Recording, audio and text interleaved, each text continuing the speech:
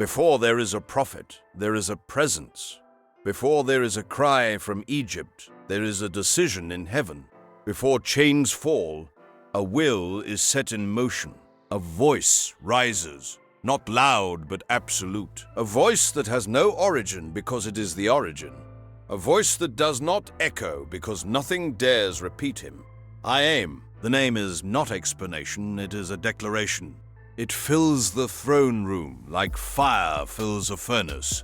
Total, consuming, uncontained. From this place, deliverance begins. Before names and history, a voice spoke over dust and stone, calling out a people into a promise that will not be contained. He is the one who claims the weary, the enslaved, the forgotten. Sovereignty that acts, not distant law, but redeeming movement. Sovereignty is not abstraction. It is a presence that intervenes, a will that bends history, an unshakable purpose moving toward freedom. Listen to the cadence of deliverance. Slow, deliberate, patient with suffering, yet thunderous in power when justice must be enacted. I am who I am, a name that refuses to be contained by idols or images, a presence that reshapes reality itself. He moves toward bondage with patient fury. Rescue is his form of mercy, justice and purpose entwined like braided rope. The sea parts under a sovereign hand. What was prison becomes passage. God delivers by presence and by power. Deliverance is costly to the proud, but costly love for the captive. The strongholds fall when holiness wills release. In the wilderness, the people learn that salvation is not a one-time spectacle, but a daily companion, a cloud by day, fire by night. Deliverer and law are not opposed. The law flows from the heart of the deliverer, shaping a covenant people to reflect his justice. Listen to the still small order that governs the march, mercy that rescues, holiness that demands transformation, purpose that endures. There is a holiness that does not bend to human convenience. It is exacting, pure, and it pierces false security. Holiness is not mere moralism, but a consuming reality.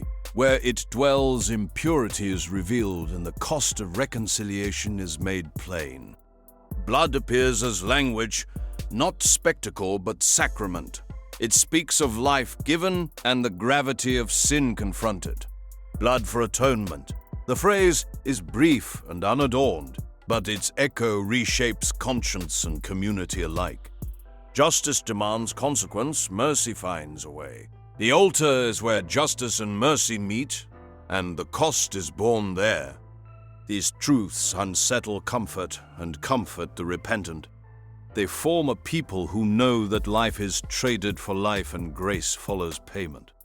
Then the mountain burns not with mere flame, but with presence. Sinai is blackened, and the air trembles with holiness. Glory fills the place like breath, a weight of light that presses into shadow, revealing the heart beneath appearances.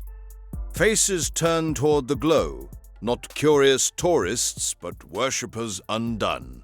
The presence consumes idols and comforts the contrite. Holy, consuming fire. Speak it softly, then let the echo of thunder answer, a contrast of whisper and command. Glory does not annul humanity, but transforms it, clothing frailty in purpose and making the fragile able to carry weight of covenant. Where the glory rests, silence becomes prayer. Where it moves, hearts are shaped into a people who reflect that radiant justice. Exodus paints a God who balances thunder and tenderness, a hand that strikes falsehood, and a hand that steadies the broken. Justice is not vindictiveness, it is the setting right of a world warped by oppression. Mercy is its redeeming counterpart. The law teaches the measure of God's heart. The sacrificial language points to a mercy that meets justice without denying it. Grace is not cheap, it is costly, poured out like incense and blood, offered so that a stained people might stand clean before the presence. Hear this final summons. Be a people shaped by a consuming glory, a costly holiness, and a compassion that risks itself for the other. Go in the quiet power of that presence. Holy, consuming fire, I am who I am, blessed be the one who delivers. Amen.